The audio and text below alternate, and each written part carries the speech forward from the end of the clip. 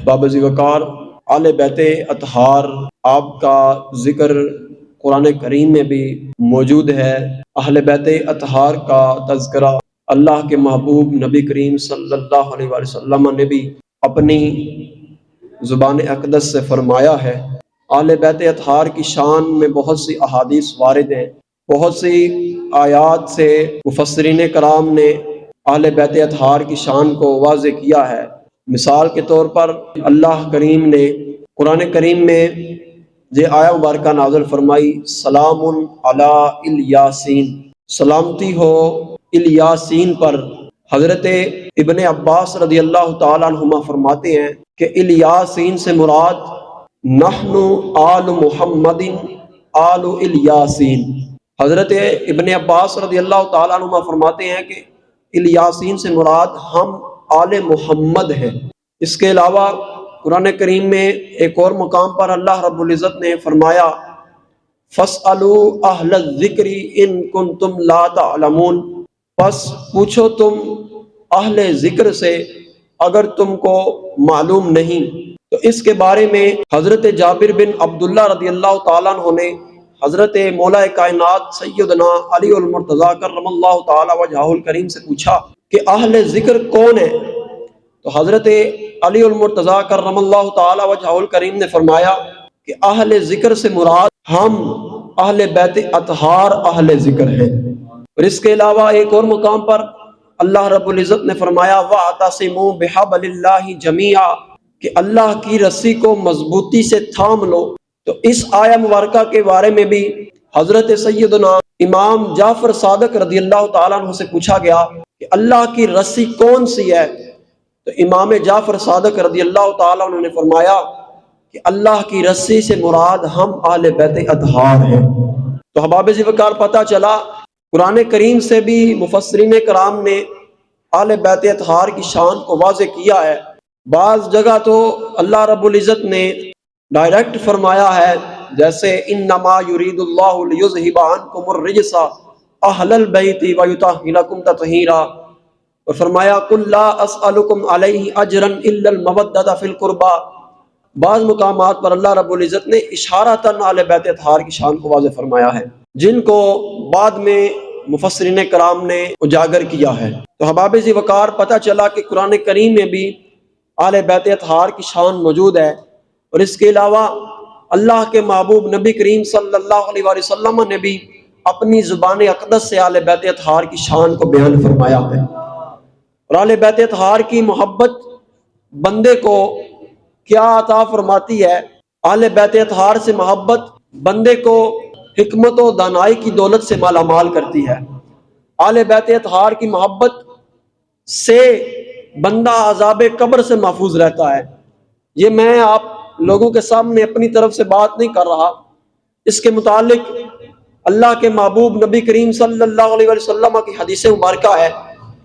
حضور نبی کریم صلی اللہ علیہ وسلم نے ارشاد فرمایا، من اراد التوکل فلیحب اہل بیتی ومن اراد ان ینجو من عذاب القبر فلیحب اہل بیتی ومن اراد الحکمت فلیحب اہل بیتی ومن اراد دخول الجنت بغیر حساب یوم القیامت فلیحب اہل بیتی فواللہ ما احبہم احد الا ریح فی الدنیا وفی الآخرہ۔ اللہ کے محبوب نبی کریم صلی اللہ تعالی علیہ وآلہ وسلم نے ارشاد فرمایا کہ جو شخص یہ چاہتا ہے کہ اس کو توکل کی دولت حاصل ہو جائے، اس کو اللہ کی ذات مبارکہ پر توکل کی دولت، بھروسے کی دولت حاصل ہو جائے، فَلْيُحِبُّ أَهْلَ بَيْتِي، تو حضور نے فرمایا اس کو چاہیے کہ میری اہل بیت اطہار سے محبت کر لے۔ پھر فرمایا وَمَنْ أَرَادَ أَنْ يَنْجُوَ مِنْ عَذَابِ الْقَبْرِ فَلْيُحِبُّ أَهْلَ بَيْتِي، حضور نے فرمایا جو شخص یہ ارادہ رکھتا ہے کہ اللہ رب العزت اس کو عذاب قبر سے محفوظ رکھے، تو اس کو چاہیے فَلْيُحِبُّ أَهْلَ بَيْتِي، میری اہل بیت اطہار سے محبت کر لے۔ اور پھر فرمایا وَمَنْ أَرَادَ الْحِكْمَةَ، جو شخص حکمت و دانائی کی دولت سے مالا مال ہونا چاہتا ہے، فَلْيُحِبُّ أَهْلَ بَيْتِي، اس کو چاہیے کہ میری اہل بیت اطہار سے محبت کر لے۔ اور آگے فرمایا جو شخص یہ چاہتا ہے کہ اس کو بروز قیامت بغیر حساب و کتاب کے جنت میں داخل کر دیا جائے، فَلْيُحِبُّ أَهْلَ بَيْتِي، تو اس کو چاہیے کہ میرے اہل بیت اطہار سے محبت کا دم بھر لے۔ پھر آگے اللہ کے محبوب نے کیا فرمایا؟ فرمایا فَوَاللَّهِ، اللہ کی قسم، جس کے سینے میں اہل بیت اطہار کی محبت ہوگی، اللہ کے محبوب نے فرمایا وہ دنیا میں بھی اور آخرت میں بھی جنت کی خوشبوئیں محسوس کرے گا۔ یہ اہل بیت اطہار کی محبت حدیث مبارکہ میں بھی موجود ہے، اور اس کے علاوہ نبی کریم صلی اللہ علیہ وسلم نے اہل بیت اطہار سے محبت کرنے کا طریقہ، اہل بیت اطہار سے محبت کرنے کی تعلیم بھی دی ہے۔ حضور نے فرمایا کہ اپنی اولادوں کو 3 چیزوں کی تعلیم دو۔ فرمایا اپنی اولاد کو 3 چیزوں کی تعلیم دو۔ پوچھا کہ یا رسول اللہ صلی اللہ علیہ وسلم کون سی 3 چیزیں جن کی تعلیم ہم اپنی اولادوں کو دیں؟ تو نبی کریم صلی اللہ علیہ وسلم نے فرمایا کہ اپنے اولاد کے سینے میں اپنے نبی کی محبت کو پیدا کرو۔ دوسری چیز فرمایا وَحُبَّ أَهْلَ بَيْتِهِ، اور اپنی اولاد کے سینوں میں میری اہل بیت کی محبت کو اجاگر کرو۔ اور فرمایا تیسری چیز کی تعلیم دو۔ تیسری چیز یہ ہے کہ تم اپنی اولادوں کو قرآن کریم کی دولت سے مالا مال کر دو۔ اور اہل بیت اطہار سے محبت یہ نبی کریم صلی اللہ علیہ وسلم کی تعلیم و تربیت ہے۔ حضور نبی کریم صلی اللہ علیہ وسلم نے فرمایا کہ میری اہل بیت اطہار سے محبت کرو۔ صحابہ کرام رضوان اللہ علیہم اجمعین بھی اہل بیت اطہار سے محبت کا دم بھرتے تھے، اولیاء کرام بھی اہل بیت اطہار سے محبت کرتے تھے۔ اہل بیت مصطفیٰ صلی اللہ علیہ وسلم سے تو میرا رب بھی محبت کرتا ہے۔ اور حباب ذوالفقار صحابہ کرام رضوان اللہ علیہم اجمعین کی ذات مبارکہ بھی یہ عقیدہ رکھتی تھی کہ نبی کریم صلی اللہ علیہ وسلم کی اہل بیت سے جو محبت کرے گا وہ نجات پا جائے گا۔ انہوں نے خود بھی اہل بیت اطہار سے محبت کی اور لوگوں کو بھی اہل بیت اطہار سے محبت کرنے کی تعلیم دی۔ حضرت ابو ذر غفاری رضی اللہ تعالیٰ عنہ ایک دن کعبے کو پکڑے ہوئے تھے، کعبے کو پکڑ کر یہ اعلان کر رہے تھے کہ اے لوگوں سنو، تم میں سے جو کوئی مجھے پہچانتا ہے سو وہ پہچانتا ہے، اور جو نہیں جانتا وہ جان لے کہ میں ابو ذر غفاری ہوں۔ میں نے نبی کریم صلی اللہ علیہ وسلم سے یہ سنا ہے کہ آپ نے فرمایا کہ میری اہل بیت کی مثال تمہارے درمیان کشتی نوح کی طرح ہے، جو اس کشتی میں سوار ہوا وہ نجات پا گیا اور جو اس کشتی میں سوار نہ ہوا وہ غرق ہو گیا۔ تو احباب ذوالفقار پتہ چلا کہ صحابہ کرام بھی یہ عقیدہ رکھتے تھے کہ اس کشتی میں جو کشتی نوح میں سوار ہوا وہ نجات پا گیا اور جو کشتی نوح میں سوار نہ ہوا وہ غرق ہو گیا۔ صحابہ بھی یہ عقیدہ رکھتے تھے جو اہل بیت سے محبت کرے گا اس کا بیڑا دنیا میں بھی پار ہو جائے گا، آخرت میں بھی پار ہو جائے گا۔ احباب ذوالفقار یہ دیکھیں، ایک دن حضرت امام حسین اور امام حسن دونوں چھوٹے ہوتے تھے، دونوں نے تختی لکھی۔ امام حسن نے اور امام حسین نے کیا کیا؟ تختی لکھی۔ امام حسن اور امام حسین نے تختی لکھی، دونوں نے تختی لے کر اپنی والدہ سیدہ کائنات سیدہ فاطمہ الزہرا سلام اللہ علیہا کے پاس گئے، جا کر کہنے لگے اماں جان ہمارے درمیان فیصلہ کریں کہ دیکھیں کہ تختی کس نے خوبصورت لکھی ہے، کس کی رائٹنگ اچھی ہے، ہمارے درمیان فیصلہ کریں۔ حضرت سیدہ کائنات سیدہ فاطمہ الزہرا سلام اللہ علیہا نے کہا کہ اس کا فیصلہ اگر میں کہوں، آپ نے دل میں کہا کہ اگر یہ فیصلہ میں کروں کہ حسن نے رائٹنگ اچھی لکھی ہے تو حسین کا دل رنجیدہ ہوگا، اگر میں یہ کہوں کہ حسین نے صحیح لکھی ہے تو حسن ناراض ہوگا۔